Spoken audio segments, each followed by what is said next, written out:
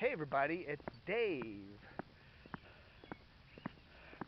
Shave Dave, doing my little hike today on this 14th of June 2015. It's about 83 degrees out here. Nice mild breeze. It's about 8:45 in the morning, 9 o'clock, something like that. So I get out early and do my hike before it gets too hot. It's supposed to go up to 90-ish today. Humidity, going to a movie with a friend this afternoon, so that'll be nice. But anyway, I cut the cord, as you probably know, about, when was it, about 9 months ago, back in September of last year. Cable TV, that is. I still have the internet. Anyway, one of the things that I've been doing much more than, lately is watching on-the-air television through my antenna. I get like almost 40 channels, including all these different sub-channels. Some of them are very cool, like Get TV and movies. But one of the things I've also been doing is watching a lot more local television news. You think somebody who does DCR TV, I'm reporting on all the different changes in local TV news, new anchors, people get fired, new sets, whatever. Anything that comes in local TV news, I'm on it, and I cover it. You'd think I'd be watching a lot of local TV news. Well, you'd be wrong, because I long ago found out I couldn't stand watching the idiocy of most local TV newscasts. And I think I've been reconfirmed to that strange notion. Watching local TV news lately, I'm like, God, this is bad. These people are I'm not saying that all TV news anchors and reporters are idiots, but a good percentage of them are these puff-brained dopes. You just sit there and go, oh my God. They can barely talk, some of them. They're bumbling, stumbling idiots. I'm not going to mention any specific names, but Lord Almighty, a lot of them are on Channel 5 and Channel 9. I think those are the two stations that tend to lead the bumbling idiots brigade. But even Channel 4, which is the top newscaster in the ratings, and the other day leading the news, SUV swallowed by sinkhole in Bethesda. Sinkhole turned out to be about 3 feet wide. Then it was like the front tire of the sinkhole, of the car went in the sinkhole. Nobody was injured. Sinkhole was caused by a water main break under the ground that washed some of the dirt under the road away, so the road collapsed. The car wasn't really swallowed up. I guess the front right tire was. This was the lead story. Now, I would say, as a news director, okay, you got video of this, put it on, fine. But lead story? Okay. Anyway, it's just stuff like that. I hear WTOP radio the other day. The weather, it drives me crazy. This Lauren Wickets, I like her. I like Lauren. She's a very nice, pleasing voice, whatever. But she's like pleading with people. Please, please, don't go out this afternoon. It's going to be 92. Well, yeah, okay, if you're an old lady, 94 years old, with emphysema, and you're on a walker, it probably would be a good idea to stay inside this afternoon. But most people, I think, can handle a quick jaunt outside and pick up the mail or run down to the Dunkin' Donuts, without dropping dead. I've lived in the Washington area for 40 plus years. Yes, I really am that old, even though I don't look it. And this is almost all the weather we get is typical. Very rarely is anything they haven't experienced before. And yes, this June is a tad warmer than usual, but it's very common weather.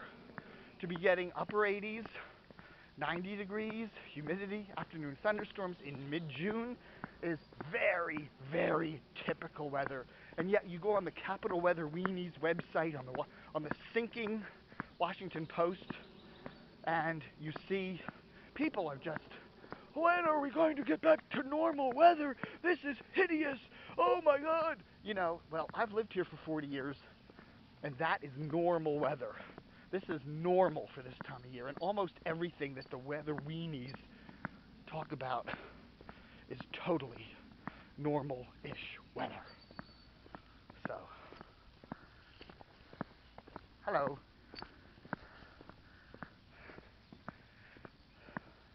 you know, the thing about the weather is that it's almost never what is supposed to be average. You look at what average is for a particular day, and it never is that. It very rarely is ever average. You know, if today is supposed to be 83 degrees average temperature, it'll either be colder or warmer, or, you know, but when you average everything in, it is. So you to say, you know, the weather is not normal, that's about, it's not normal about 90% of the time. And all the hype, all the BS, now I realize that people are out for, they need traffic to these websites, they need ratings, it's a brutal world out there, and you do anything you can to generate ratings and hype, and I guess it's always been like this to some degree, but with the proliferation of social media and Twitter and Facebook, it's so much worse and so much more hideous. And I just sit back and I go, my God, how awful can it get? I just oftentimes, I watch half hour of local TV news and I'm like, this is so mind-bogglingly idiotic. I can't watch it anymore, you know? Man, it just makes me angry in a way. And I'd rather put on Here's Lucy over there on 4.2 instead of watching the Channel 4 News or whatever. So that's the way that is. So anyway, maybe that's my age. But I just sit there and are constantly dumbfounded by how stupid everything is media-wise.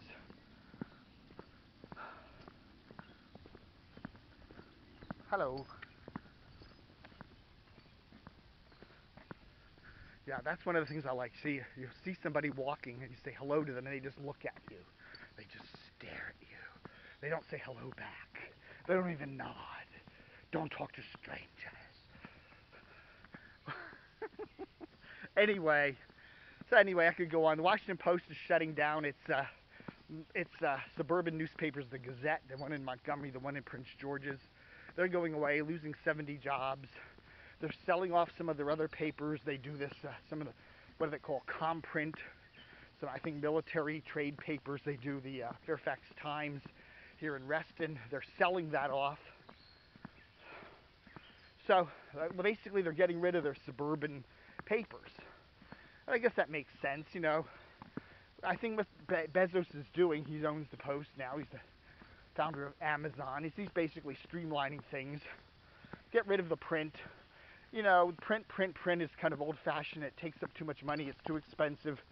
Just get rid of it. And, you know, why not just cover, you can cover Montgomery news perfectly fine through the Post. Why you need the Gazette? You really don't anymore. So he's discharging all of that. I guess that makes sense, but the guy's so rich he could just keep it running, really.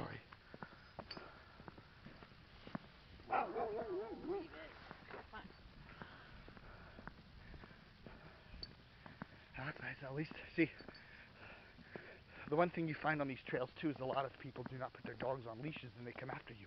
When they see a bearded guy wearing camo, they often attack. I have to fight them off. Anyway, so that's kind of the crap I'm dealing with these days. I don't know, man. It's just, I sit there and I read the paper, I read the Post, and I look at the dumb stuff in it. Today's Washington Post, for instance, the Sunday Post, there's big articles on the front page that I literally read 3 days ago on their website. There's a big article about college rape, you know, which is an excellent article. It's very well done. I hand it to them. They did a good job on it. But I read it 3 days ago on their website. Now it's on the front page of the Sunday Post 3 days later. I mean, okay. That's the thing now. The print model just ain't working. And you know, I'm paying for this paper. I'm paying money to get this newspaper so that I like a paper there in the morning at my front door. You know, with my tea and whatever.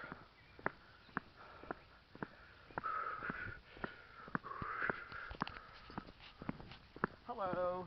How are you doing? Doing good. But I do like a paper there in the mornings, you know? And I don't know how much longer I'm going to be paying for it, because so many days I get that paper and I go, you know, I read this in the damn website 2 days ago. Why do I need it again in print on my coffee? Yeah, they were giving me something different in the print edition, or something, at least the damn stories before they showed up or at the same time they showed up on the web. That might be okay, but to get something 2 or 3 days later in the print edition that I read on the web a while ago, I don't know.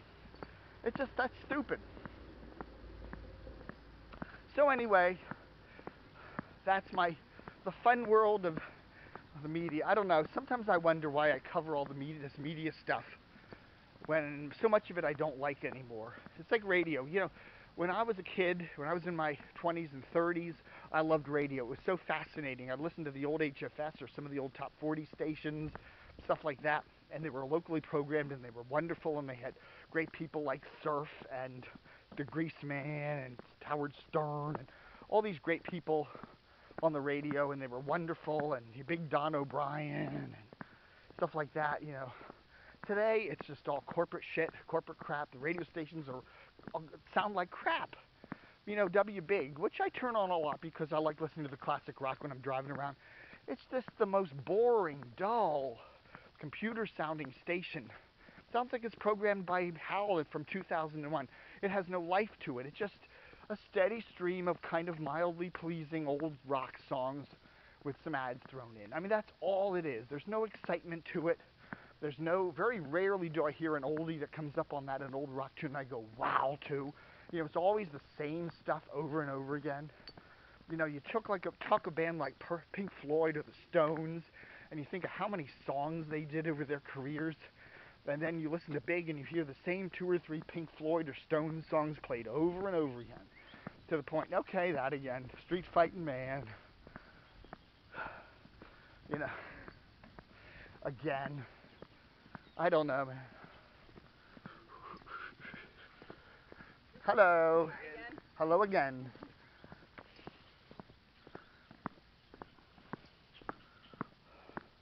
So anyway, what are you going to say about that? At least we got the gamut. That's cool.